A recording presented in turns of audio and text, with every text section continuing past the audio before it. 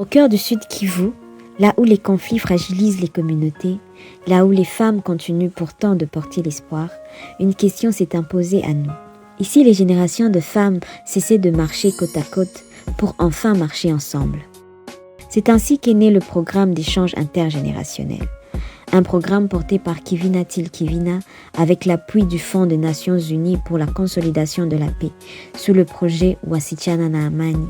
Une conviction simple, que les jeunes femmes ne représentent pas uniquement l'avenir et que les femmes expérimentées ne représentent pas uniquement le passé. Ensemble, elles représentent le présent de la paix. Pendant plusieurs mois, des femmes venues d'organisations différentes, de territoires différents, d'histoires différentes, se sont retrouvées autour d'une même ambition, construire une autre manière de collaborer. Au début, il y avait des préjugés, des hésitations, parfois même de la méfiance. Certaines jeunes femmes pensaient qu'elles ne seraient jamais écoutées. Certaines femmes expérimentées craignaient de ne plus avoir leur place. Mais très vite, les dialogues ont remplacé les préjugés. Les expériences ont remplacé les stéréotypes. Et les générations ont commencé à apprendre les unes des autres. Avec tout ce qui est comme acquis, tout ce que je peux avoir comme formation ici, ça m'a permis de savoir comment orienter les échanges quand il s'agit d'une activité où il y a des aînés et il y a des jeunes. Parce que les conflits intergénérationnels, même si on n'en parle pas souvent, mais ce sont des conflits qui existent et qui s'éveillent chaque jour. Où il y a cette méfiance-là qui se crée entre les aînés et la jeune génération. Avec cet échange-là, si on crée cet échange, cet espace d'échange, ça nous permet en fait de comprendre pourquoi on ne collabore pas et qu'est-ce qu'on pourrait avoir de bénéfique si on collaborait ensemble.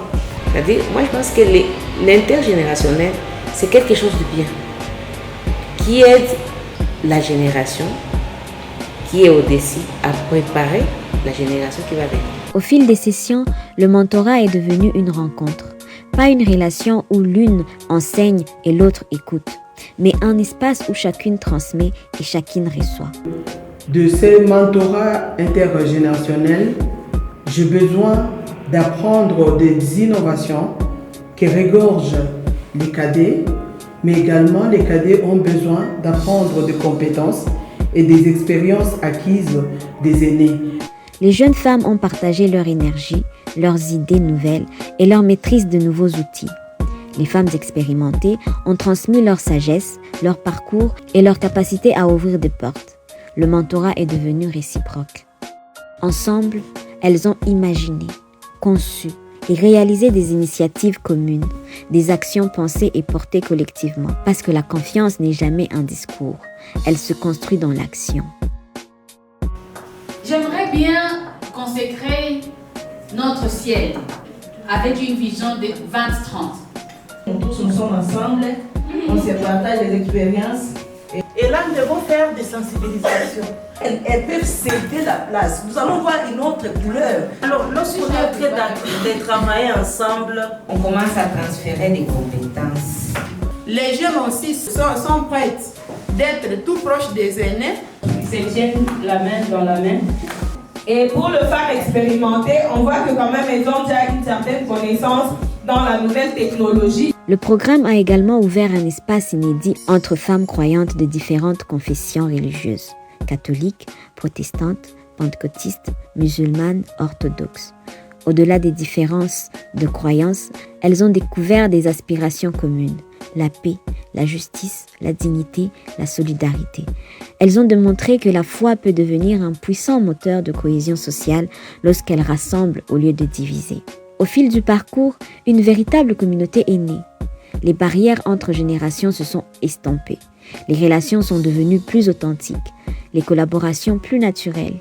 Les femmes ne parlaient plus seulement de leadership, elles l'incarnaient, en partageant le pouvoir, en valorisant les talents de chacune, en construisant ensemble.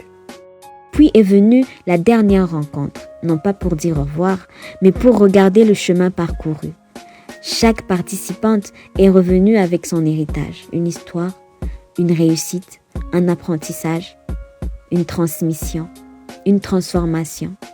À travers une foire de l'héritage, elles ont célébré ce que chacune avait construit et surtout ce qu'elles avaient construit ensemble. Car le plus grand résultat de Wasichana na Amani n'est pas un atelier, ni un rapport, ni même une activité. Le plus grand résultat, ce sont les liens qui continueront d'exister, les femmes qui continueront de s'appeler, de se conseiller, de se soutenir, de se recommander, de défendre ensemble la paix. Nous disons que c'est un programme qui nous a permis, pas seulement de comprendre, mais de voir et de palper la réalité. L'approche intergénérationnelle était l'ossature de ce programme en soi. On a travaillé avec différentes organisations de la société civile qui sont la Prinel, Mwanam Kekesho, AFEM, Caucus de femmes et Génération épanouie. Et aujourd'hui, Kivina est mieux représentée. Nous leur remercions à travers ces programmes aussi pour avoir donné, malgré le contexte sécuritaire qui n'a pas été facile, malgré l'accessibilité aussi qui n'a pas été facile, mais quand même ces jeunes organisations se sont démenées pour mettre en œuvre toutes les activités qu'elles ont pu mettre. Et aujourd'hui, nous sommes fiers et nous sommes satisfaites de ce que le programme a donné comme résultat. Aujourd'hui, le projet touche à sa fin. Mais ce qu'il a semé, lui, ne s'arrête pas. Parce qu'un mentorat continue bien après la dernière réunion.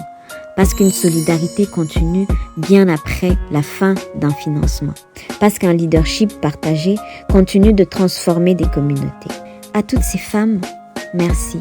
Merci d'avoir choisi l'écoute plutôt que les préjugés, la confiance plutôt que la peur, la transmission plutôt que la compétition, la collaboration plutôt que l'isolement. L'histoire de Wasichana na Amani s'achève ici. Mais l'histoire de ces femmes ne fait que commencer, parce qu'ensemble, les générations changent, les communautés changent et la paix devient possible. Wasichana na Amani, quand les générations de femmes construisent ensemble la paix de demain.